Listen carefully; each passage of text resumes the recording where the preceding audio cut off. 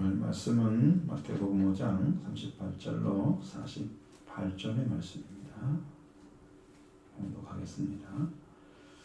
또 너는 눈으로 이는 이로 갚으라 했던 걸 너희가 들었으나 나는 너희에게 이르노니 악한 자를 대적하지 말라. 누구든지 네 오른편 뺨을 치거든 왼편도 돌려대며 또 너를 고발하여 속옷을 가지고자 하는 자에게 겉옷까지 가지게 하며 또 누구든 너로 억지로 오리를 가게 하거든 그 사람과 심리를 동행하고 네게 구하는 자에게 주며 네게 구고자 하는 자에게 거절하지 말라. 또 이웃을 사랑하고 내 원수를 미워하였다는 것을 너희가 들었으나 나는 너희에게 이르나니 너희 원수를 사랑하며 너희를 박해 하는 자를 위하여 기도하라. 이같이 한즉 하늘에 계신 너희 아버지 아들이 되리니 이는 하나님의 그 해를 악인과 선인에게 비추시며 비를 의로운 자와 불의한 자에게 내려주심이라. 너희가 너희를 사랑하는 자를 사랑하면 무슨 상이 있으리요? 세리도 이같이 아니하느냐?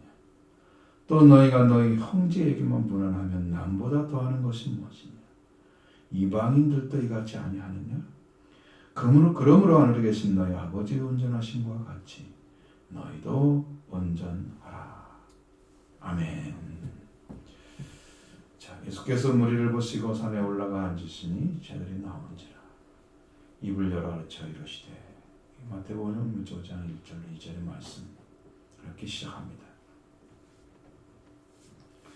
마태복음 5장부터 7장의 말씀은 예수님께서 제자를 위해서 주시는 제자의 도에 대한 것입니다.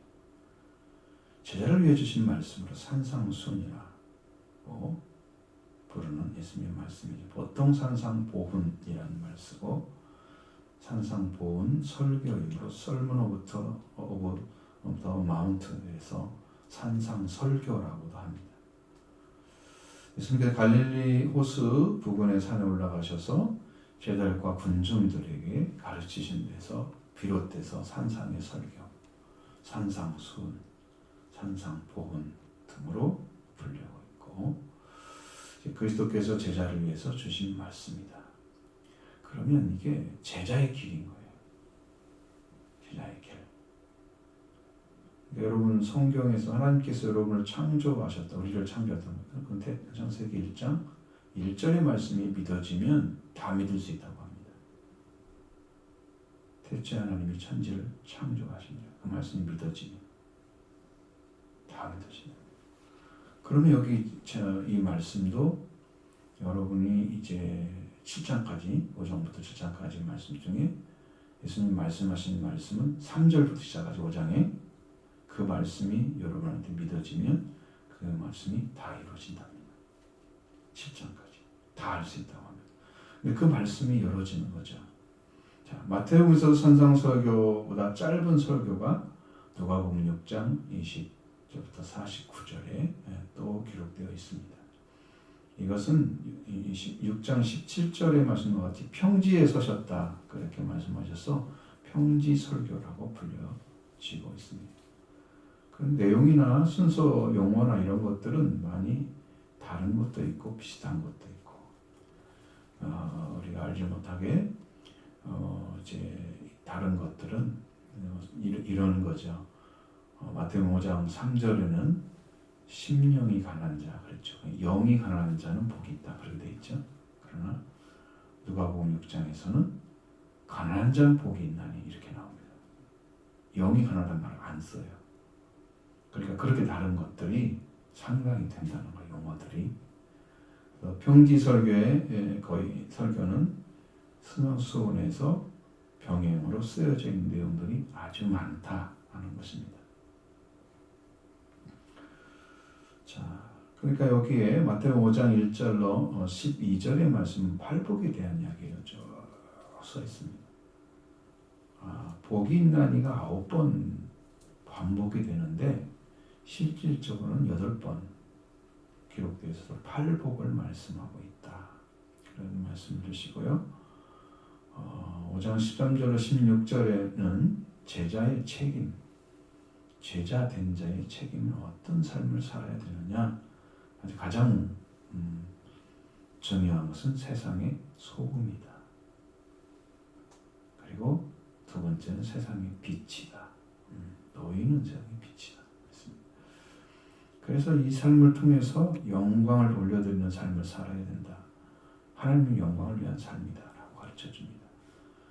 5장 17절부터 48절의 말씀에는 신약의 우리 예수 그리스도께서 율법과 선지자를 폐하게 오신 것이 아니라 완전하게 하기 위해서 오셨다.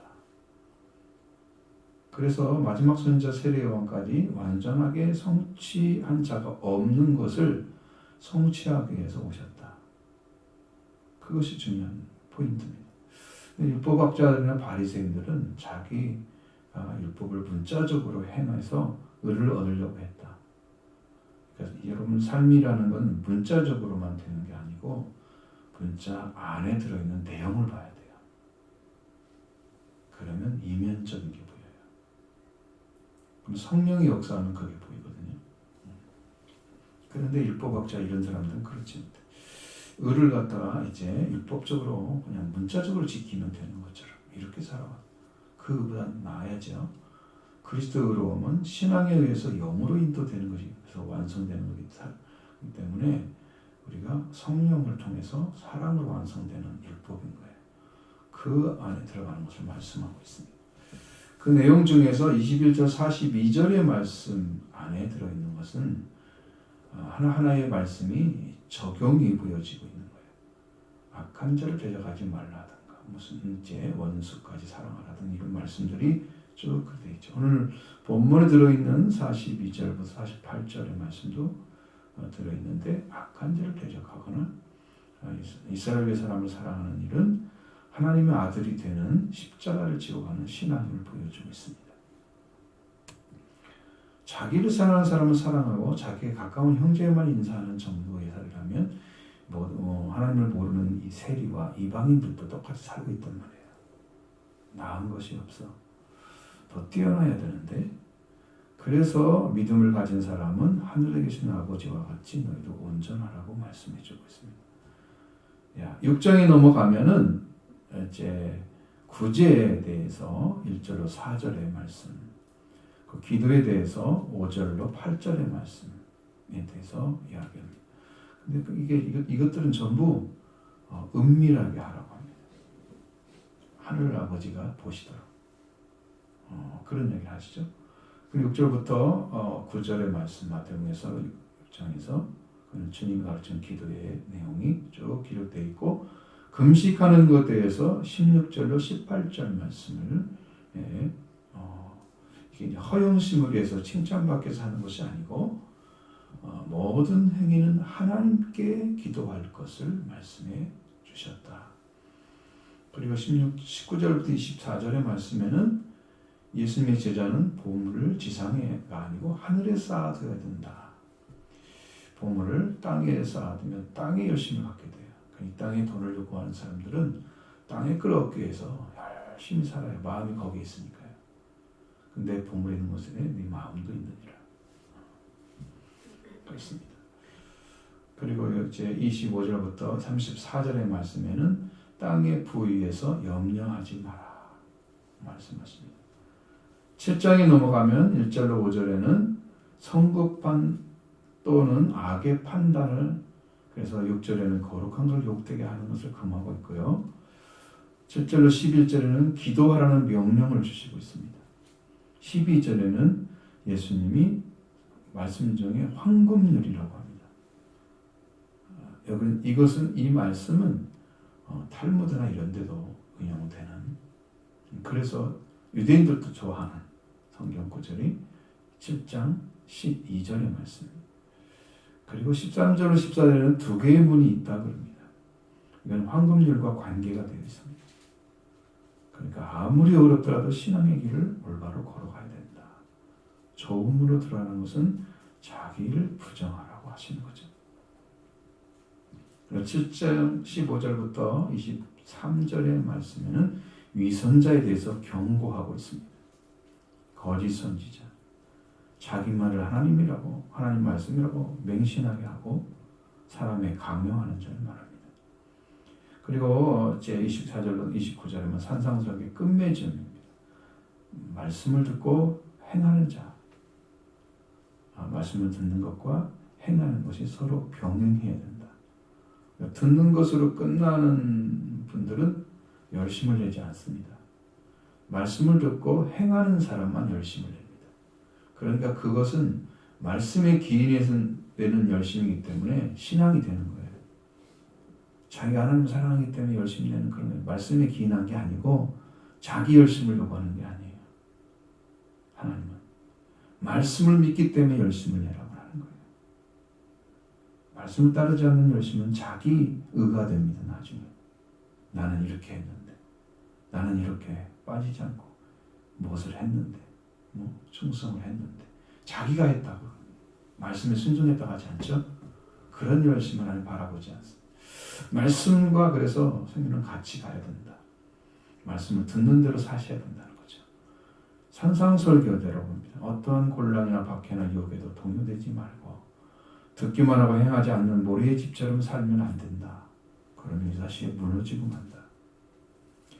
자, 행함에 대한 것들을 소중한 지혜를 배운다.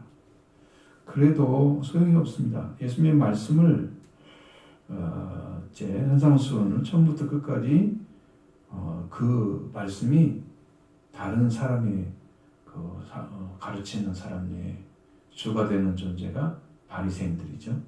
그 다음에 랍비잖아요. 그런 사람보다 권위가 능력이 충만했다는 거죠. 왜 그랬을까? 이것은 예수님 안에 이루어졌기 때문입니다. 살아가는 분과 살지 않고 이야기하는 분은 그 권위가 차이가 나요. 그 말씀이 이루어지지 않는 사람과 이룬 사람의 복음 선포는 질이 차이가 나요. 그 차이가 이렇게 이 말씀에 그대로 들어 있습니다. 말씀의 권위는 예수님 말씀을 이루신 분이기 때문이다. 그래서 우리가 여기에서 주시는 말씀을 쭉 따라서 십자가의 길을 걷는 것을 봤어요. 이 말씀이 십자가의 길을 걷는 것이더라고요. 근데 여러분 십자가 하면 이게 어려움, 고난, 이쪽 생각하죠? 근데 그것을 생각하시면 안 돼요. 십자가는 말씀이 십자가예요. 이해를 잘못하는 분은 옛날에 십자가 지고 다니는 그 십자가만 생각을 하고 있어요. 그래서 기독교가 말씀을 행하지 않고 자꾸 행위에 의존하게 돼요. 예수님이 십자가 진 것처럼 무서운 고난이 오고 이런 것들만 생각을 해요. 그런 것은 아주 극히 적은 거죠. 그러나 우리가 기독교 초기에는 그런 혼란이 있었긴 했어요. 지금은 그렇지 않죠. 그래서 그러면 우리는 악인에 대해서 행하는 십자가가 뭐냐? 이제 오늘 말씀에 이제 돌아가서 그걸 보시겠습니다. 38절로 42절의 말씀입니다. 또 눈은 눈으로 이는 이로 갚으라 하였다는 것을 너희가 들었으나 나는 너희에게 이르노니 악한 자를 대적하지 말라. 누구든지 내 오른편 뺨을 치거든 왼편도 돌려대며 또 너를 고발하여 속옷을 가지고자 하는 자에게 겉옷까지도 가지게 하며 또 누구든지 너로 억지로 우리를 가게 하거든 그 사람과 심리를 동행하고 내게 구하는 자에게 주며 내게 끄고자 하는 자에게 거절하지 말라. 아멘. 여기는 대부분 봉사와 물질에 관한 이야기들이죠. 내용이 그렇게 들려집니다. 눈은 눈으로 이는 이로 갚으라는 걸 너희가 들었으나 이 말씀은 출애굽기에 기록한 말씀을 가지고 오셨습니다. 그 근거는 이런 것입니다. 출애굽기 21장 22절로 27절의 말씀을 읽으면 그 내용에 왜 이 말씀이 중심이 됐는지를 알 수가 있습니다. 출애굽기 21장 22절부터 27절의 말씀. 사람이 서로 싸우다가 임신한 여자를 쳐서 낙태하게 하였으나 다른 해가 없으면 그 남편의 청구대로 반드시 벌금을 내되 재판장의 판결을 따라 낼 것이냐. 그러나 다른 해가 있으면 확대 생명은 생명으로 눈은 눈으로 이는 이로 손은 손으로 발은 발로 된 것은 된 것으로 상하게 하는 것은 상함으로 때린 것은 때림으로 갚을지니라. 사람이 그 남종의 한 눈이나 여종의 한 눈을 쳐서 상하게 하면 그 눈에 대한 보상으로 그를 놓아줄 것이며 그 남종이나 여종이 이를 쳐서 빠뜨리면 그에 대한 보상으로 그를 놓아줄지니라. 아멘. 이 성구에서 보면 알죠. 임신한 여자에 대해 행했는데 그 여자가 어떻게 되었다고 하면 그대로 해주라.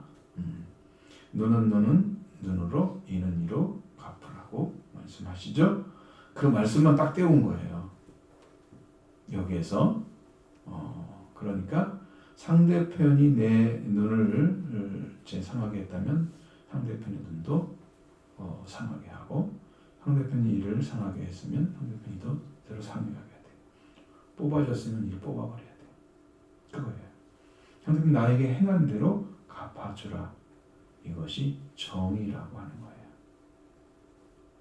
율법은 정의에 소속되어 있어요. 근데 그 의로움이 완전하지 못하기 때문에 그대로 살아가지 못한다는 거죠. 하나님의 심판이라면 행한 대로 갚으신 것이 맞아요. 지금 여기는 심판에 하는 얘기가 아니에요. 심판이 하는 것이 아니고 십자가를 지는 자는 이 정의를 위해서 사는 것이 아니라 살리는 길을 선택해야 된다. 다르죠, 방향이. 그렇습니다. 그러니까 율법을 이루는 것은 십자가를 통해서 이루는 거예요. 예수님이 십자가에 달리셔서 뭐라고 하셨어요? 마지막 다 이루었다. 십자가에서 이루는 거예요. 그럼 여러분과 저도 이 말씀을 십자가에서 이뤄야 되는 거예요. 십자가를 지고 그걸 따라가는 것입니다. 예수님이 이렇게 가르쳐줬으면 나는 너에게 이르나니 악한 자를 대적하지 말라. 맞죠? 누구든지 내 보름밤을 채우는 나의 품도 들려대고 이렇게 해서 고발하는 자를 해서 속옷을 가지고 있는 그들까지 치고 누구든지 억지로 오리를 가게 하면 심리를 가고 내 구원자 저기 있고자 하는 자에게 거절하지 말라고 말씀하십니다. 이 길이 십자가를 지는 생활인 거예요. 신앙이 깊은 신앙생활, 신앙심이 깊은 자들의 삶은 십자가의 삶이에요. 십자가의 삶은 고난으로 끝나는 거구나 아니고 그것이 영광이 되는 거구나. 십자가에 있으니까 뭐예요? 부활의 영광이 있잖아요. 그러니까 그 삶을 살아주면 그 삶을 산 사람에게는 영광이 따라옵니다. 그래서 하늘에서 영광이 큰 자는 이렇게 십자가의 길을 걸어간 사람입니다. 그러니까 듣고 그냥 지나가면 여러분의 삶에 아무 이득이 없습니다. 그리고 행하지 않는 자, 하나님 말씀도 행하지 않는 자는 문제가 생기면 신앙이 다 와르르 무너져 버리죠. 그러니까 말씀을 듣고 그냥 끝나는 사람들은 그렇게 위험합니다. 교회 다니는 걸로 위안이 되는 거죠. 이 신앙은 깊은 신앙생활을 가르쳐 줍니다. 그래서 가장 중요한 말씀은 악한 자를 대적하지 말아라 라는 말씀이에요. 악한 자란 포네로스라고 합니다. 나쁜 상태에 있는 병든 나쁜 악한 사악한 그런 의미를 가진 건데 형용사인데 이건 명사적 용법으로 사용합니다. 그러면 나쁜 사람, 악한 자라고 말하는 거죠. 이 나쁜 사람은 나쁜 상태에 있는 사람입니다. 병이 든 사람이에요. 영적으로, 정신적으로, 마음으로. 병이 든 사람이 악해요. 선한 사람은 이런 악한 상태에 있지 않고 좋은 상태에 있는 사람들. 돌아와서 하나님께 속한 속해서 하나님의 형상을 가져온 사람들. 그래서 깨어진 것이 없어. 그러니까 골고루 사랑하고 모든 자를 똑같이 대할 수 있는 그런 위치에 세워진 사람들이에요. 선한 사람들. 그럼 하나님의 은혜와 능력으로 그런 치료가 됐기 때문에 선한 자가 되는 거예요. 그러기 전까지는 다 악한 자입니다. 꼭 나쁘다는 의미의 악한 것이 아니고 병들었다는 의미의 악한 것도 있다. 그걸 기억하셔야 돼요. 저 사람이 그런 행동을 하는 것은 지금 병이 든 거예요.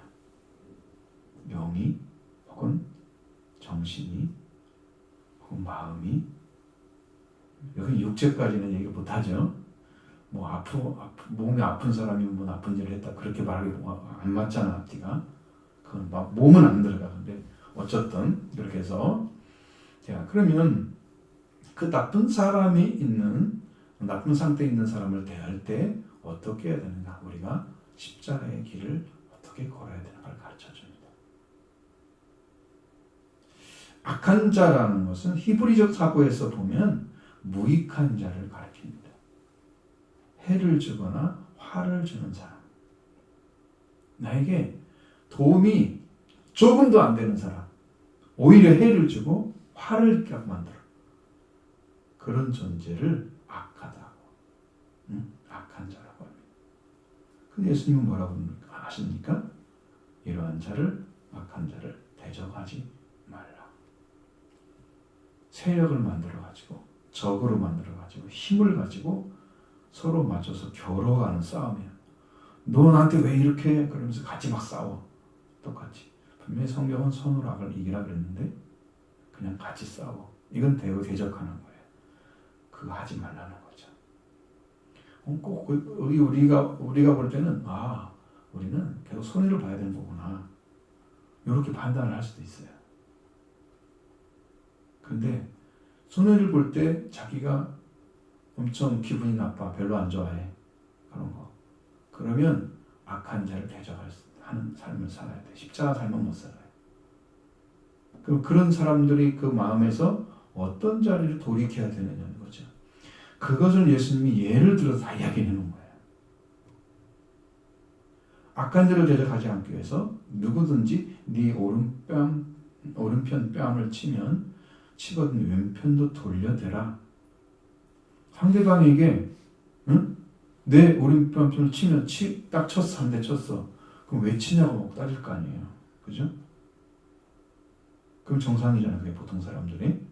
근데 왼편 뺨을 돌려대면 더 때리라는 거잖아요. 근데 이 사람은 억울할 수 있죠. 내가 잘못도 없는데 그냥 친 거야. 그럼 엄청나게 억울해.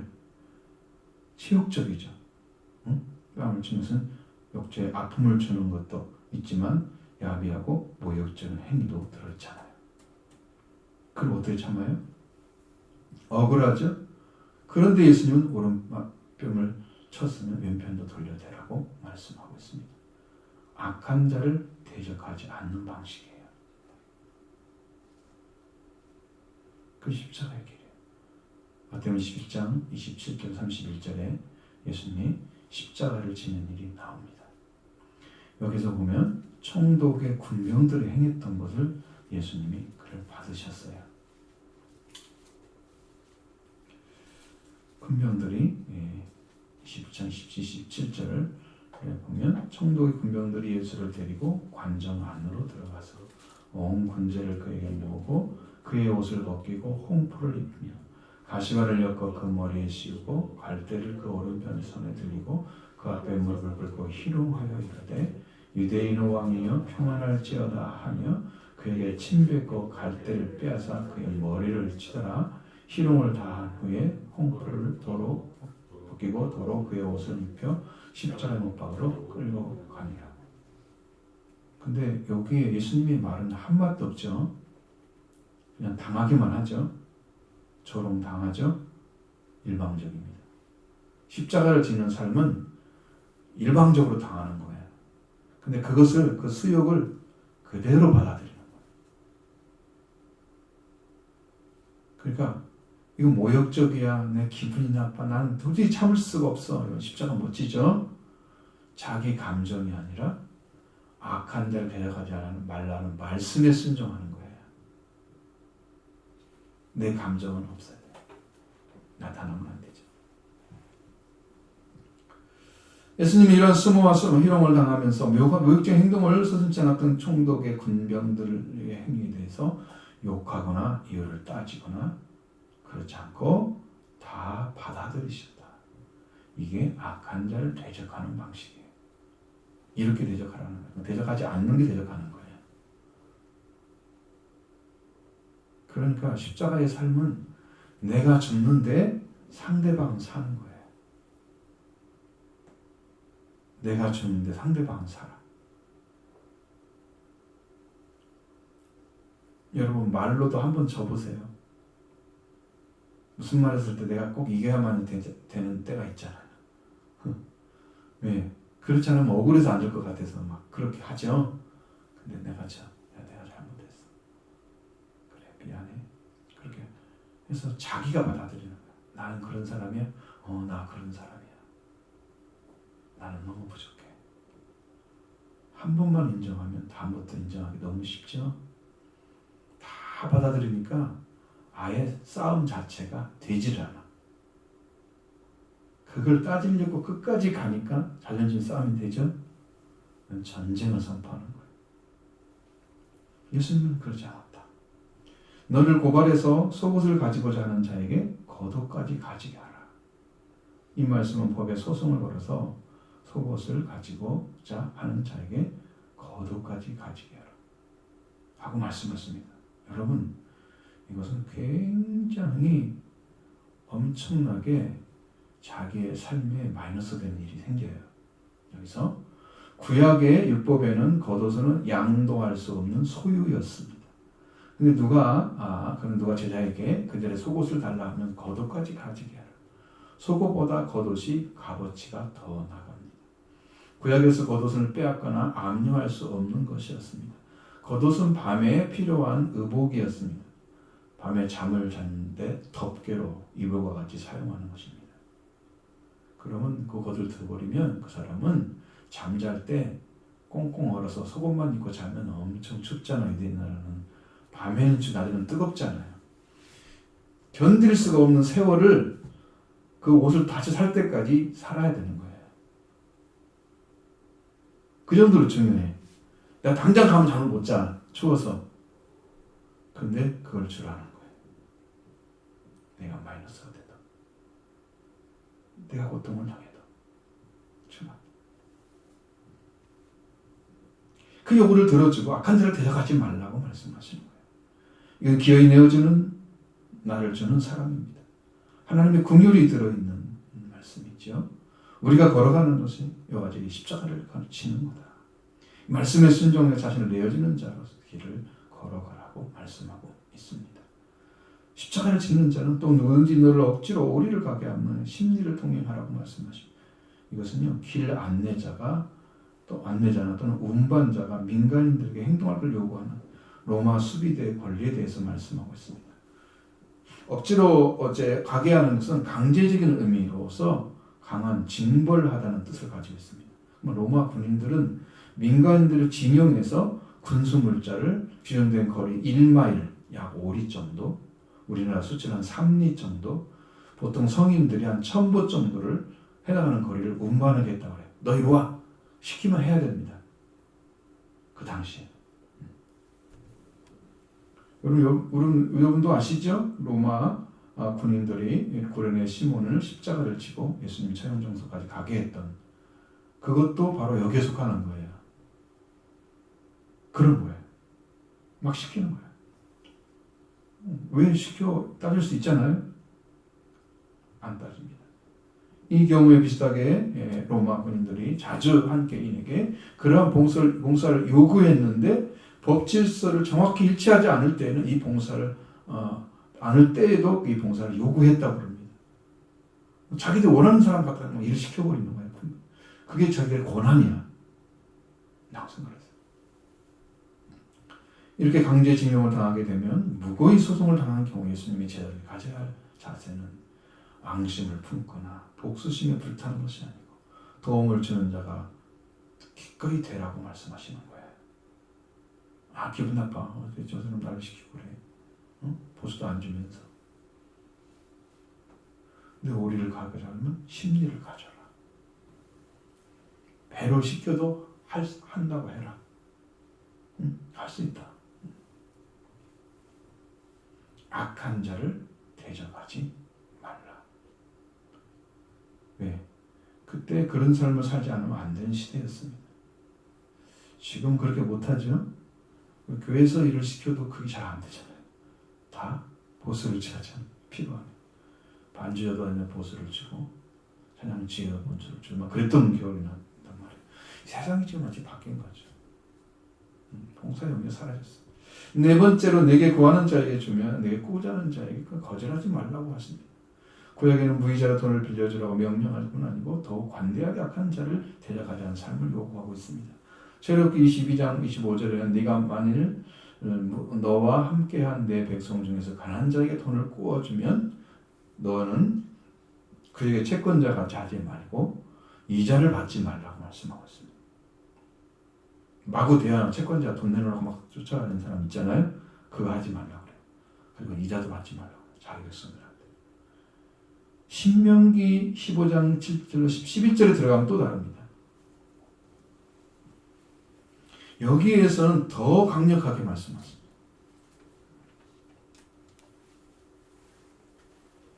신명기 15장 11절로 11절의 말씀에서 여호와께서 이스라엘 백성에게 모세를 통해서 너희가 가나안 땅에 들어가 살 때에 형제 중에 가난한 형제에게 네 마음을 완악하게 하지 말며 네 소명 겨지지 말고 반드시 네 손을 그에게 펴서 그에게 필요한 대로 쓸 것을 넉넉히 주라 라고 얘기합니다. 마음에 약간 생각을 품지 말라고 하시죠. 그에게 줄 때에는 아끼는 마음을 품지 말라고 하셨고 그렇게 하면 네가 하는 모든 일을 내 손 닿는 곳에 내게 복을 주겠다.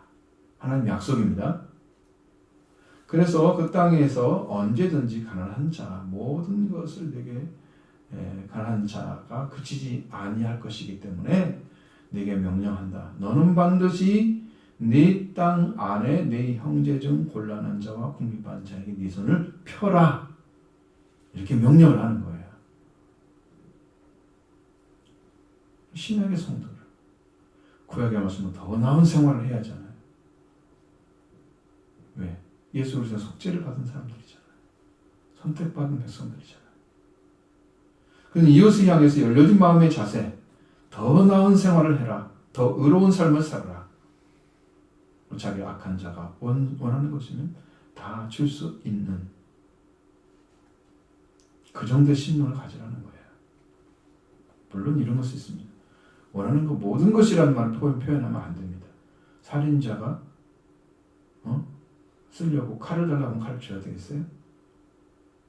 그런 거 아니죠. 모든 게 포함되면 안 된다 이 말이에요. 심각하죠? 엄청난 불법적인 일이 많이 생기겠죠? 주님은 그걸 조장하기 위해서 이 말씀 주셨겠어요? 그런 거 아니겠죠? 그러니까 절대 그렇게 판단을 하거나 해석을 하면 안 됩니다. 무작정 약한 자가 요구하는 걸 다 준다는 의미가 아니었다. 분명한 것은 악한 자에게 대적하지 않는 생활을 찾아내는 거예요. 거기에서 내 구하는 자에게 주며 꾸는 자에게 거절하지 말라. 이게 물질의 문제죠. 물질의 문제였다는 거죠. 그냥 주라. 네. 십자가를 지려면 그 삶을 살으라고 하시고. 이 악한 자를 대하는 십자가의 삶이 이렇게 기록되어 있습니다. 두 번째로는 원수를 위한 십자가의 생활에 대해서 말씀해 주고 있습니다. 43절 말씀입니다. 또 내 이웃을 사랑하고 내 원수를 미워하라 하였다는 것을 너희가 들었으나 아멘. 이 말씀은 구약에는 이 말씀이 정확하게 구절이 없습니다. 맞는 내용이 조금은 있지만 아니에요. 이 말씀을 근거를 찾아낸다면 구약의 남은 자라고 스스로 여겼던 쿰랑 공동체에서 찾을 수 있습니다. 쿰랑 공동체 사람들이 가르치는 내용이 이거였대요. 하나님이 선택한 자, 자신들을 지칭하는 거예요. 하나님이 선택한 자는 공동체 내의 사람들을 사랑하고 외부인들을 미워하라. 이렇게 가르쳤다고 합니다. 근데 이러한 내용들이 사람들에게 굉장히 각인되어 있을 거예요. 유대인들한테. 유대 사회의 흐름이라고 추측을 하는 거예요. 그래서 내 이웃을 사랑하고 내 원수를 미워하여라 했던 가르치는 말씀은 쿰만 공동체에서 했던 것밖에 없어요. 성경에는 이것이 나오질 않아요. 구약에서는. 자, 그렇게 봅니다. 그래서 이러한 가르침은 성경의 가르침과 다르지만 내 이웃을 사랑하라고 하신 말씀을 레위기서 19장 18절의 말씀에 나오죠. 여기는 내 원수를 갚지 말며. 이게 달라요. 원수를 갚지 말라고 하십니다. 구약에도 이런 말씀이 있어요. 내 동포를 원망하지 말며 내 이웃 사랑하기를 내 자신같이 하라. 나는 여호와니라. 내 이웃 사랑하는 말씀이 여기 포함되죠? 그게 절반은 있는데 나머지가 없는 거예요. 여기는 내 이웃을 사랑하라고 하시는 말씀의 범주가 뭐냐면 주로 선민이 자처한 사람들은 이스라엘 내부의 사람들이었어요. 자기 민족 안에만 사랑을 하고 이렇게 딱 규정이 돼 있어요. 넘어가지 않았어요. 누가복음 10장 25절 23절의 말씀에서 이웃의 범주가 어떻게 되는지를 말해줘요. 선한 사마리 사람의 비유에서 범주가 딱 정해져요. 아주 매우 좁죠. 이웃이 예수님이 비유를 하면서 이 사람의 이웃이 누구냐? 라고 묻잖아요. 사마리아 사람입니다. 라고 얘기합니다. 그러니까 우리는요, 이웃을 사랑하는 자리에 세워져 있는 거죠. 이웃 사랑하는 자는 사랑하는 자리에 세워져 있는 것이고, 미워하는 권리는 주어지지 않는다는 거예요. 우리가 미워하는 자의 삶을 살라고 말씀한 적이 없어요. 그러니까 우리는 저주하거나 미워하거나 어떤 일도 악을 행하는 자리에 세워지지 않았어요. 우리는. 그러니까 그런 삶을 살아가는 것은 십자가와 반대로 살아가는 거예요. 저주를 받겠죠.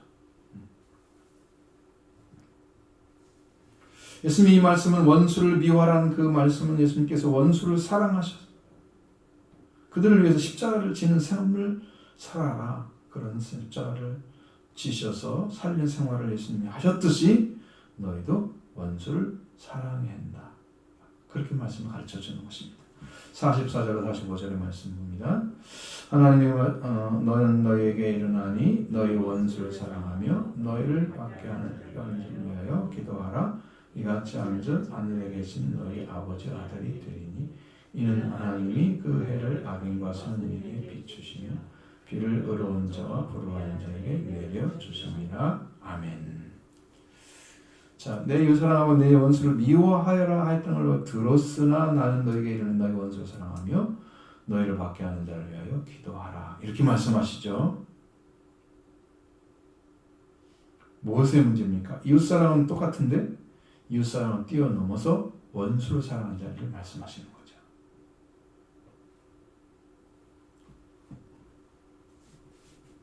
그 삶이 십자가를 지는 생활입니다. 원수는 살고 나는 죽는 생활. 원수를 상하고 나는 억울하고 원통한 심령을 죽이는 생활. 십자가의 죽임을 당하신 예수 그리스도 자신이 죽어서 우리의 생명이 죽음에 있는 자를 빛으로 들어오게 하기 위해서 십자가를 지셨듯이 이제 너희도 생명 얻게 하신 그 사랑을 나와 같이 하라. 그래서 원수를 사랑하라고 명령하신 것입니다. 우리가 십자가를 지는 것은 너희 원수를 사랑하는 말씀을 이루는 것입니다. 말씀에 순종함이 그 십자가를 지는 것입니다. 말씀이 십자가예요. 말씀을 따르지 않는 사람들은 십자가 삶을 안 살아요. 그래서 거룩히 지잖아요. 자기는 죽고 하나님 말씀은 점점 완전하게 부활돼서 영적인 삶을 살아가는 사람들은 말씀을 지키는 자들이었어요. 그 사람은 십자가를 지고 하나님의 영광이 들어가는 자들입니다. 십자가를 안 지면 영광이 없어요. 이 땅에서 겨우 구원받은 사람들은 영광이 없어요. 이렇게 십자가 지는 삶을 말씀에 따라 살아가다가 주님이 오실 때 만나면 우리는 이제 완전한 옷을 입었잖아요. 지금 십자가 부활한 옷을 다 입어졌기 때문에 그 삶을 살아가는 거예요. 십자가 지는 생활을 하라고 명령하시는 것인데 이 원수를 사랑하는 사람은 기꺼이 그를 용서하고 받아들여라. 원수를 사랑하는 것은 내 억울한 감정과 원하는 것 그리고 원망하고 싶은 마음, 앙심과 적개심 이런 것들 다 깨뜨려야 되는데 이것이 어디서 깨져지냐면은 십자가에서 깨져지는 거예요. 내가 십자가에 못 박혔을 때 깨어지는 거예요.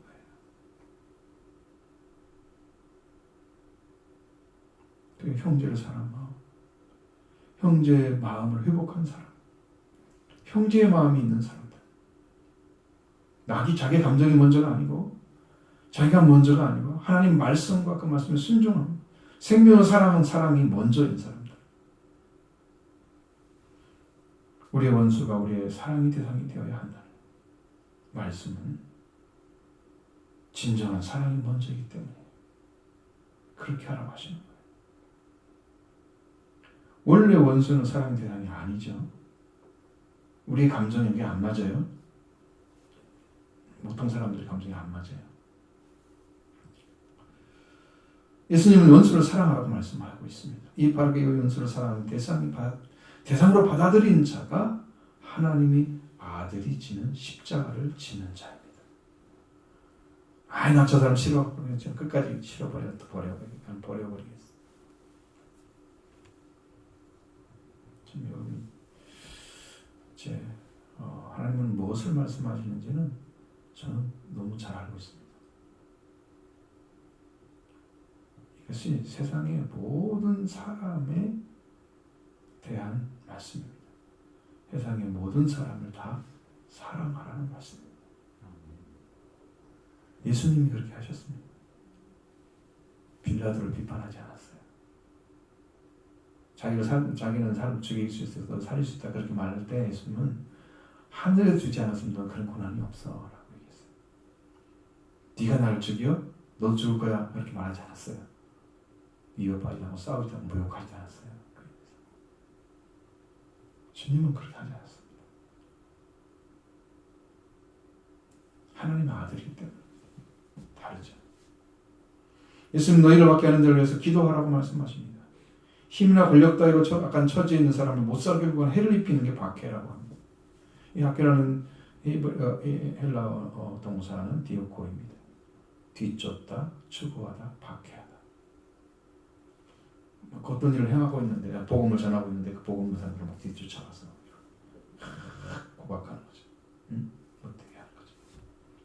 그때 복음을 전할 때 신앙 그 신앙을 전하는 자를 박해하는 그 박해에 정신적인 것이 있습니다. 막 욕을 먹으면 정신적으로 그렇죠. 물리적으로 때리거나 그렇죠. 내치거나 뭐 이런 목숨도 위협할 수 있잖아요. 그런 박해 행위를 다 포함하고 있는 거예요. 그렇게 해서 나를 적극적으로 미움을 가지고 막 도전하는 사람들, 대적도는 예수님은 그들을 위해서 기도하라 역설적으로 가르쳐줍니다. 너는 그를 위해서 기도해야 된다. 박해하는 자를 멸시하게 여기고 그들을 구원하기 위해서 대처하는 자가 돼요. 그게 십자가를 지나고 하시는 거예요. 기도하면.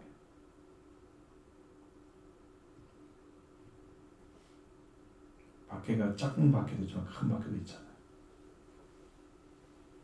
우리를 박해하는 자가 누굽니까? 현재 우리를 박해하는 자. 보이는 면은 없죠. 없습니다. 그런데 이제 많은 사람들이 이구동성으로 얘기하는 것은요. 영적인 사람들은 압니다. 지금 사탄의 역사는 엄청 강해졌고요. 성령의 역사는 굉장히 많이 거듭하셨습니다. 그러니까 이제 구원받을 자가 별로 없는 거예요. 라고 생각하는 우리는 그렇게 바라보고 있습니다. 추수하는 것은 듬성듬성 필요한 열매들만 거둬가는 일을 행하고 있기 때문에 예전처럼 성령을 물부터 부으는 역사는 지금 없는 거예요. 그럼 여러분 그 고난의 시대가 영적인 것으로 좀 왔어요. 근데 이것을 모르는 사람들은 언제까지도 괜찮을 것처럼 그렇게 가르쳐야지 마음이 편안하니까 그렇게 가르치기 원하겠죠. 그럼 때렸다가 양식을 낳는 자가 아니잖아요. 지혜로운 자가 아니잖아요. 그러니까 여러분 지금 우리가 보이는 눈에는 없어요. 그러나 예수님이 가르쳤던 예수님 말씀을 전했던 그들은 사도들이 돼서 사도들로서 복음을 전할 때 하는 방해는 엄청난 것이었습니다. 바울과 베드로도 순교를 당했습니다. 엄청난 것이었습니다. 여러분 그냥 지나갈 일이 아니에요. 그래서 기도해야 됩니다. 그게 가능할까요? 그것은 나를 박해하는 자, 서 있는 자리에 그 사람 나를 대하는 태도, 그 사람 말을 들었을 때 나한테 받아오는 정신적 고통, 이 모든 것을 뛰어넘는 은혜가 임하면 이게 가능해집니다. 여러분이 은혜를 받아야 할 이유가 바로 그것이죠. 세상에 지지 않고 어떤 사람이 어떻게 곳곳에서 얘기해도 나는 그를 사랑할 수 있는 사람이 된다면 여러분은 성령을 통해서 은혜에 충만한 자예요. 내 말이 안 나오고 하나님 말씀이 나오는 거룩한 심령인 거죠. 하나님은 그러한 자가 되기를 원합니다. 예수님 당시에 일어난 그들을 박해, 예수님 이후에 40-50년 이제 유대 백성들이 이제 멸망을 완전히 당해서 AD 70년에 로마의 티투스 장관에게 멸망을 당할 그때까지도 그들은 그리스도를 안 믿고 계속 대적하는 상태였어요. 믿는 자들은 성령 받고 말씀 들은 사람들 몇 밖에 없어요. 믿는 자들은 어떻게 방법이 없죠.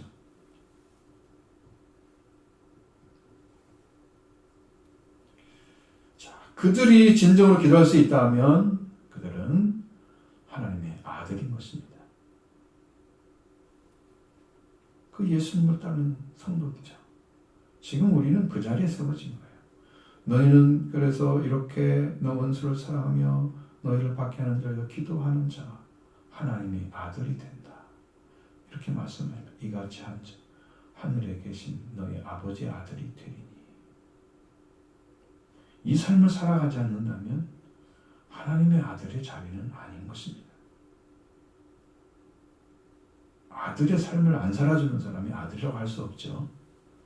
자식이 분명히 효도하고 부모와 함께 살아가지 않는다면 그놈이 무슨 아들로 태어나긴 했지만 아들의 자리는 아니죠. 어리석은 자잖아요. 부모는 부모의 삶이 있고 자식은 자식 삶이 있는 거잖아요. 이는 하나님이 그 해를 악인과 선인에게 비추며 비를 의로운 자와 불의한 자에게 내려주시는 자. 이 말씀이 이렇습니다. 왜냐하면 하늘에 계신 너희 아버지의 아들이 되는 것 때문이다. 이것은 그 다음에는 어떻게 말씀하냐면 그 태양을 나쁜 상태에 있는 자들과 선한 자들 위에 비치게 하시며 비를 의로운 자들과 불의한 자들 위에 오게 하시느니라. 이게 원에 가까운 번역이에요. 하늘에 계신 너희의 아버지의 아들이 되는 거예요. 우리가 아들의 위치를 찾아주신 겁니다. 그건 십자가의 길이다.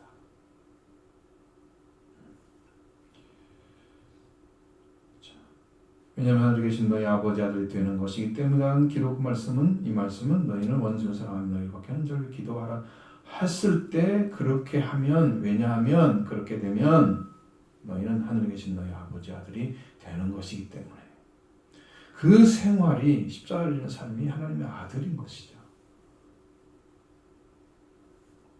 그렇게 주님은 살아가셨고 우리에게도 그 아들의 자리를 지키라고 하십니다.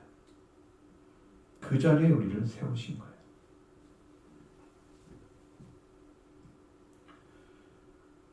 예수님 우리가 이런 원수를 사랑하며 너희를 박해하는 자를 기도하라고 하신 말씀 순종해서 십자가를 지는 신앙으로 살아들 때 그는 하늘에 계신 너희 우리 아버지 아들들이 되게 하는 것이 때문이라고 말씀하셨습니다. 그럼 하늘에 계신 우리 아버지의 아버지는 악한 악인들과 선인들, 의로운 자들과 나쁜 상태에 있는 자들이 어떻게 대하고 계시는지, 불의한 자들이 어떻게 대하고 계시는지를 말씀해 주고 있습니다. 이렇게 말씀하신 것은 사실이죠. 지금도 이루어지고 있잖아요. 하나님은 구별하지 않고 차별하지 않고 하나님이 지으신 모든 만물들을 일반적인 은혜를 모든 자에게 동일하게 주고 계신다. 하늘에 계신 우리 아버지의 아들이 순종해서 십자가 지는 삶은 동일하게 구별하지 않고 차별하지 않고 사랑하고 기도로 그들을 위해서 십자가 지는 생활이다. 이거와 같은 거예요. 태양과 비는 하나님께서 창조하신 창조물들이잖아요. 이것도 하나님께 정령하신 대로 운행되고 있습니다. 땅에 태양에 비치는 것은 나쁜 상태에 있는 자들에게나 비추지 않고 선한 자에게만 비추는 것이 아니죠. 하나님이 지금도 그렇게 하고 있습니다. 악한 자, 나쁜 상태에 있는 자들, 영적으로 병든 자들에게도 선한 자들에게도 똑같이 하나님 창조하신 태양빛을 그대로 비춰줍니다. 선한 자에게만 비추는 태양이 아닙니다. 구별이나 차별하지 않는다는 거죠. 또 이렇게 하시고 의인들과 불우한 자들에게 비를 내려주신다. 불우한 자들에게는 구분해서 내려주지 않고 의로운 자들에게만 구별해서 내려주는 그런 하나님이 아닌 것이죠. 구별하지 않으신다. 일반적인 사랑을 말합니다. 하나님의 사랑은 그래서 선으로 나타납니다. 하나님은 선하시다. 그것은요, 이 땅에 존재하는 모든 사람들을 그들이 다 구원받기를 위해서 살아가는데 필요한 것들을 그대로 제공해주고 있다. 이런 의미예요. 그러니까 모든 사람들은 다 하나님의 선한 성실하심에 의해서 살고 있는 거예요. 그걸 알고 있어야 됩니다. 우리 하나님이 얼마나 우리를 위해서. 그럼 이제 아들이 된 자의 아들을 사랑하는 사람은 그보다 한 단계가 높아요. 지금 이건 일반적인 사랑을 얘기하는 거예요. 그 위치가 달라요. 하늘에 계신 아버지는 선들과 악인들에게 의로운들을 비교한 자에게 구별하지 아니하시거든. 차별하지 않고 똑같이 태양빛을 비추게 하시고 비를 위해서 내리게 하시는 하나님. 이렇게 하늘 아버지는 온전하지 않느냐? 너희도 이와 같이 하라. 이런 명령입니다. 이거 하나님 아들의 신앙은 십자가를 지는 삶이다. 자, 또 사랑하는 자를 사랑하는 자와 형제에게 분한하면 세례와 이방과 같은 것이다. 46절, 47절 말씀 보십니다. 너희가 너희를 사랑하는 자를 사랑하면 무슨 상이 있으리요? 세리도 이같지 아니하느냐. 또 너희가 너희 형제가 무난하면 너보다 더하는 것이 무엇이냐? 이방인들도 이같이 아니하느냐. 아멘. 예수님은 제자들에게 너희를 사랑하는 자를 사랑하면 무슨 상이 있겠느냐고 세리도 똑같이 하고 있다라고 말씀하셨습니다. 우리가 우리를 사랑하는 자를 사랑하는 것은 당연한 것입니다. 그냥 당연한 거죠. 우리가 우리를 사랑하는 자를 알지 못하는 자들이라도 우리가 하나님의 사랑을 알지 못하는 자들이라도 자신을 사랑하는 자를 사랑하고 위에서 마음을 쏟아붓고 이렇게 하는 것은 모든 사람 다 같죠. 대부분 다 그렇게 합니다. 아주 잘못 배운 사람이나 학대를 너무 심하게 받은 사람들은 자기가 학대를 받은 그래서 나는 쓸모없는 자처럼 느껴지기 때문에 사랑을 할 수가 없어요. 그것은 이미 자기는 버림받은 사람처럼 느껴요. 그러니까 엄청 자존심이 낮으니까 자존감이 낮으니까 자존심이 엄청 강하죠. 그럼 싸움만 합니다. 그런 사람들은.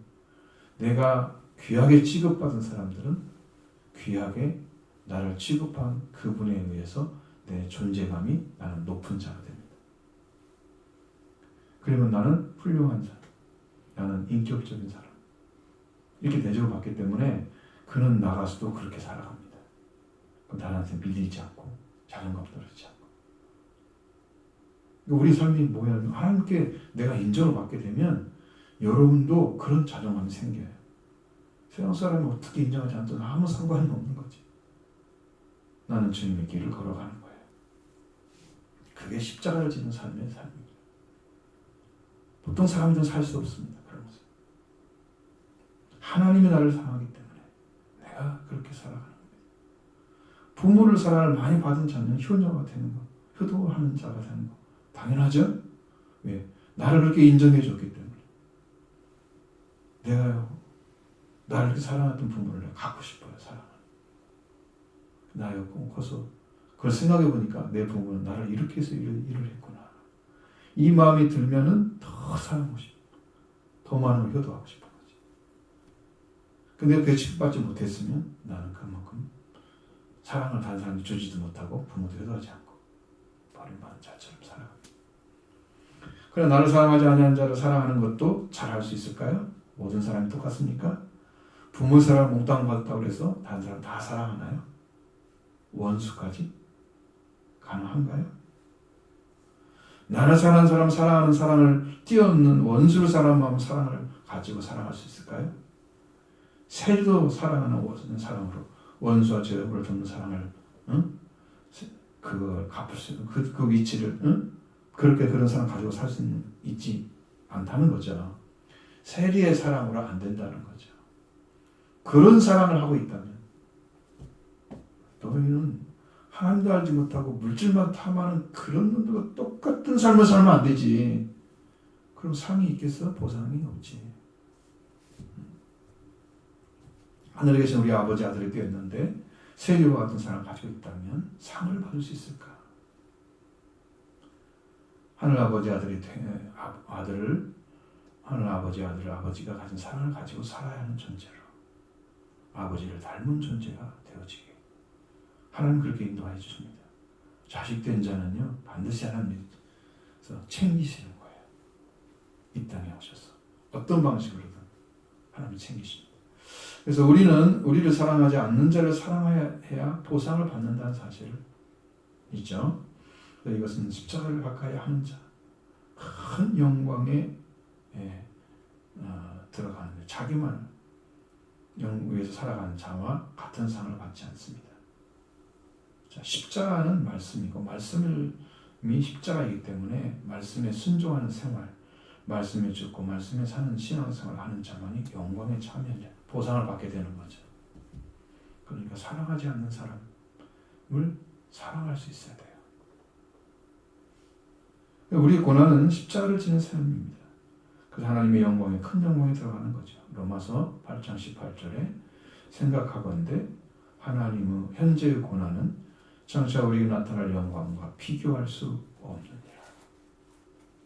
지금 고난의 삶이 여러분 십자가를 지는 삶으로 딱 가야 돼요. 내가 어떤 사람에게 이렇게 마음고생을 해. 그러면 그 일을 위해서 기도해 주잖아요. 그를 사랑하잖아요. 그러면 십자가를 지는 삶이 고난인 거예요. 그 자에게 영광이 크다. 지금 땅에 살아가는 삶 속에서 예수님을 사랑하기 때문에 사랑을 돕고 나가는 사람들, 그 사랑이 크다. 그 사랑이 나중에 상이 크다는 거죠. 영광이 크다. 영광. 우리에게 나타날 영광과 비교할 수가 없는 작은 고난이었는데 작은 걸 참고 예수님의 사랑을 가지고 살았더니 영광이 컸다. 비교가 가능하지 않다. 그래서 십자가를 지고 하나님께서 살리려고 하시는 그 자를 살리는 자리에 서서 하나님과 동행하는 거예요. 죽은 자를 살리신 하나님과 함께 동행하는 신앙으로 생명을 위한 삶이고 생명을 살리는 자가 되는 것이죠. 우리가 사는 삶은 십자가의 삶은 이런 삶입니다. 매우 기쁜 감사한 삶이죠. 예수님은 너희가 사랑하는 자를 사랑하면 사랑은 세리도 그렇게 한다고 했습니다. 세리보다 나은 자가 돼야죠. 세리와 똑같은 삶을 살면 안 됩니다. 어리석은 자죠. 자신이 세운 자를 모르는 사람입니다. 이 세리는요 사무행정에 종사하고 세금을 징수하는 관리입니다. 근데 조금서에는 세리는 주로 세금을 징수하는 집금인이었다. 직접 돈을 받는 자. 세리로 번역한 헬라어 명사는 텔로네스라고 하는 세금 징수 청부인 이렇게 되어 있습니다. 세금을 책임을 지고 어떤 일을 책임지고 완성하기로 하고 맡은 사람이 청부인이에요. 세금을 이만큼 내라고 하면 알겠습니다가 맞고 하는 사람이 지금 세리인 거야. 그걸 직접 그 로마 당국에 세를 받아가지고 올려드려야 되는 거죠. 그럼 세금 그 위에 세리 위에 또 사람이 있겠죠. 그 사람이 이제 그걸 하겠죠. 세리는 로마 제국의 세금 징수의 청부인이 돼서 일한 사람이었는데 로마 제국에서 거두라는 세금을 직접 거둬들이는 자들이었습니다. 로마 정부에서 거둬들이라는 금액을 그대로 걷는 게 아니고 금액 이상으로 가능한 모든 지방에서 돈을 징수해서 그 여분의 돈을 자기가 착복하는 일을 아주 많이 했다. 그들이 우리나라 옛날에 세무서에 있던 사람들 1년이면 집을 한 채 샀다고 그러는데 우리나라도 그렇게 써왔었어요. 지금 많이 개선된 거죠. 그러니까 그들의 태반은 민족으로부터 배척을 받고 있었습니다. 비난 대상이 됐습니다. 세리는 사람 취급 안 하죠. 그런 유대인 사회에서는 사회에서 영접하지 못하고 친구로 되는 사람도 배척을 받았어요. 세리는 친구가 있을 수가 없어. 예수님도 세리 친구가 됐으니까 배척받죠. 신약성경에서 죄인이라고 하는 존재, 창계라는 존재, 이방인과 똑같은 범죄에 세리가 들어가 있었다. 사회의 가장 하층민, 사회에서 버림받은 존재와 함께 세리가 들어가 있다. 이런 세리들은 유대인들로부터 매우 하대를 받는 자들이었어요. 사람 취급 이하로 그들을 하기 때문에 이러한 자들이 사랑하는 사람, 돈밖에 모르는 그런 인간이 사랑하는 사랑과 똑같이 하면 돼. 어떻게 보상을 받겠느냐. 또 예수님 말씀하셨습니다. 너희 형제에게만 너희가 너희 형제에게만 무난하면 남보다 더하는 것이 무엇이냐? 이방인도 똑같이 하지 않느냐? 이같이 이렇게 너희 형제에게만 무난하면 남보다 더한 것이 무엇이냐 물으시는 거예요. 무난한 적절한 인사라는 것은 예의와 존경의 표시였습니다. 사람 관계에 가장 처음 시작되는 거잖아요. 인사하는 거. 그죠? 인사성이 밝은 사람은 모든 사람에게 좋아요. 밝은 사람. 인사하면서 밝은 모습 딱 보여주면 괜히 마음이 끌리고 그 사람이 좀 매력 있는 사람처럼 느껴진단 말이죠. 굉장히 좋은 인상을 갖게 되는 거예요. 자, 그래서 예수님의 제자들이 형제들, 같은 생각을 가진 사람, 목표를 향해 가는 자들, 나아가는 다른 제자들에게만 인사한다면 그들은 이방인과 다를 바가 없다. 이스라엘에 반하는 이방 민족 전체를 가리키는 대부분의 이방인의 교도들이기 때문에 이 말은 결국 뭐냐? 인종적으로 적인 의미 이상의 영적인 조롱을 뜻을 가지게 되었다. 이 교도와 같다, 이방인과 같다는 것은 조롱하는 거예요.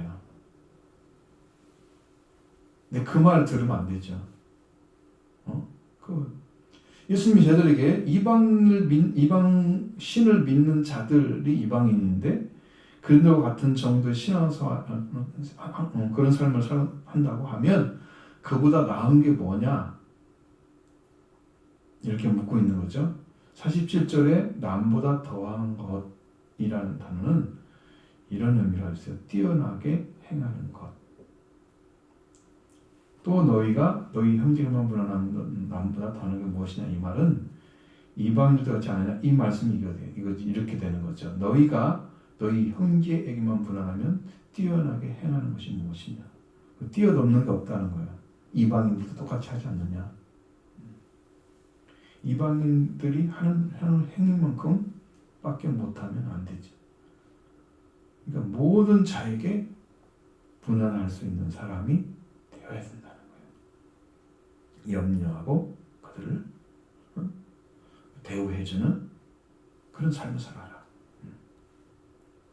그리스도를 통해서 하나님 아들이 된 지금 그런 믿음의 사람들, 하나님의 제자들을 하나님의 아들인 예수님의 통해서 제자가 된 사람들은 그들보다 뛰어나게 행하는 걸 가지고 있어야 된다는 거예요.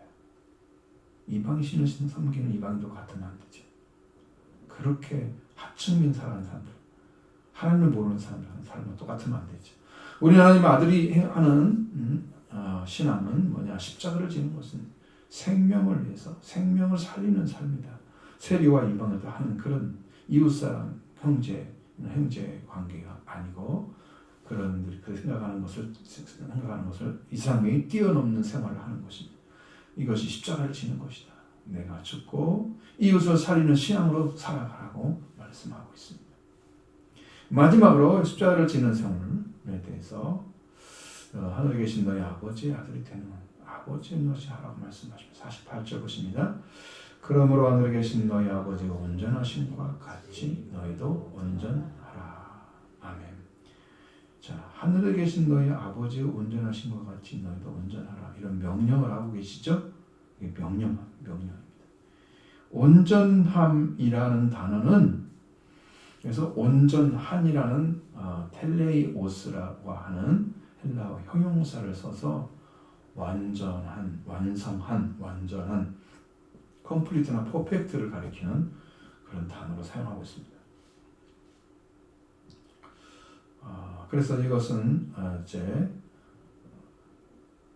하늘에 계신 너희 아버지 완전하심과 같이 너희가 완전하라. 하늘에 계신 너희 아버지의가 아니고 다 주격으로 써 있습니다. 아주 하늘에 계신 너희 아버지가 온전하시지. 그러니까 너희도가 아니고 너희가 완전해야 돼. 이렇게 하는 거예요. 이렇게 이해를 하셔야 돼요. 그러니까 우리한테 그렇게 되라고 하는 것을 이제 호소하시는 거죠. 말씀하실 때. 자, 완전함이라는 게 뭐냐면 하나님이 창조하실 때 천지에는 뭐가 없었냐면 죄가 없었다는 거죠. 천지 만물에. 그 하나님 다스림을 받았던 말씀에 의해서 다스림을 받았던 그때의 모든 피조물들이 완전한 세계에 들어가 있었어요. 지금도 하나님께 돌아온 아들은 하늘에 계신 아버지처럼 완전하게 죄가 없는 것처럼 그렇게 생활을 해야 된다는 거예요. 죄가 없는 자로. 말씀에만 나를 다스리는, 죄에 의해서 좌우되거나 그것으로 넘어지거나 움직이는 사람이 아니고 하나님의 말씀에만 움직이는 사람이 이게 완전한 사람인 거예요. 죄와 관계가 끊어진 상태에 있는 사람. 그 말씀하고 있는 거예요. 그러니까 우리는 이미 예수를 통해서 하나님의 아들이 됐어요. 예수님이 여러분 속죄의 부활을 주셔서 태어나게 하시고 좀 보여주지 않아요? 그 은혜에 들어가게 하신 거예요. 율법도 이루어지고 죄와 사망이 이미 끝나고 우리 하나님의 아들과 땅에서 왕이 된 자가 됐습니다. 그래서 이 복음을 가진 자들이 원수를 사랑하고 박해하는 자를 위해서 기도하는 살인의 삶을 산다. 이게 십자가의 삶이다.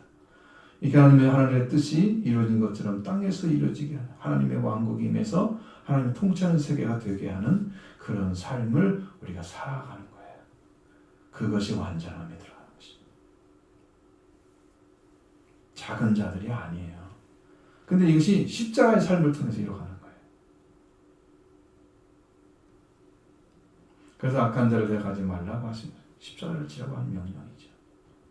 하늘신 너희 아버지 태양을 나쁜 상태에 있는 자들과 사는 데에 비추시고 의로운 자들과 불의한 자로 위에 내리시는 것 같이 너희도 우리도 너희 원수를 사랑하고 우리 박해하는 자를 위해서 기도하는.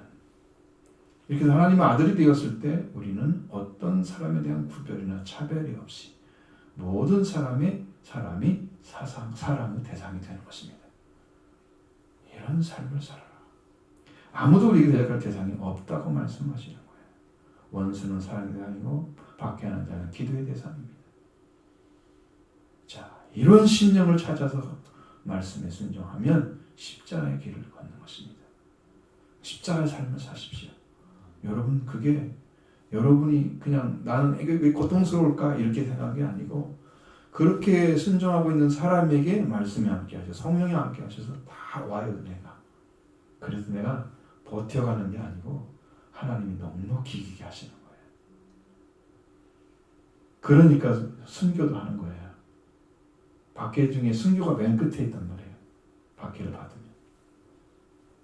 예수님이 십자가에 달리셨을 때 죽음이잖아요. 그게 박해 받은 거죠. 박해한 자를 어떻게 했습니까? 저들의 죄를 용서해 주세요. 그들이 하는 줄 알지 못합니다. 십자가에 못 박고 있는 자를 위해서 기도를 했어요. 최후의 기도죠? 이 기도하잖아요. 그러니까 우리는 예수님을 완전히 닮은 자가 되기를 원하는 거예요. 완전함이에요. 적당한 삶이 아니에요. 그러니까 성경이 요구하는 게 너무 높기 때문에 이 영적인 위치를 찾아내서 그 삶을 살아간다면 이 제자는 감당할 수 없는 사람이 돼요. 세상에서. 여러분에게 그런 소망이 있기를 원합니다. 나도 말씀을 이루어드려서 하나님 기쁨이 되자. 영광이 되자.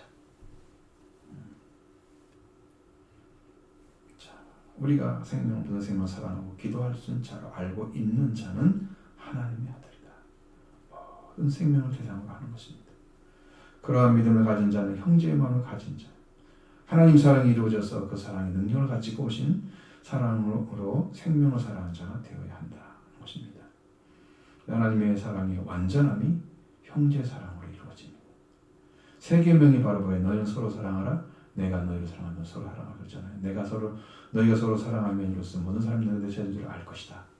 근데 이건 서로 사랑이잖아요. 여기 세 계명은 여기가 아니고 모든 사람을 사랑하는 거예요. 원수까지 사랑했으니까 이웃은 미워해요. 그럼 반대로 그렇게 되지 않잖아요. 원수 사랑은 이들을 뛰어넘었죠. 완전한 사랑이지. 아버지 사랑이 그렇다는 거예요. 더 큰 사랑이지. 그래서 이 땅에 있는 사람들의 모두가 사랑의 대상이 됩니다. 예수님은 그 사랑을 가지고 세상의 죄를 다 덮으셨습니다. 자신의 피를 통해서. 그 예수님의 피를 전하지 않을 수가 없어요. 여러분의 죄도 예수님의 피로 덮어졌습니다. 그래서 용서가 된 거예요. 너희를 밖에 런저를 기도하고 말씀하시고 원수를 사랑하고 말씀하시고 이것은 모두가 형제의 마음을 가진 사람, 회복한 사람 되라고 하시는 거죠. 여러분들은 그렇게 나오십시오. 그렇게 기도로 나가시길 바랍니다. 하나님의 사랑을 받아서 이루어가는 성도가 다 되시기를 바랍니다.